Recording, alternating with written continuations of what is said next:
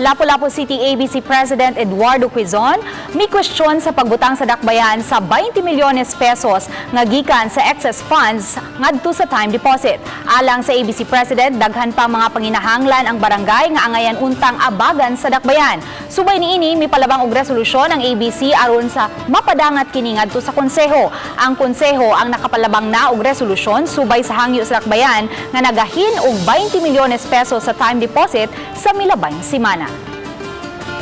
We even approved a supplemental budget that was last month. So, para ma-feel po nila ba nga kami mga kapitan need gid mig tabangan. So, kung sa may purpose na to, mag-invest for interest lang. Ang matag barangay annual budget na to na natay gi-allocate po ng mga project para nila.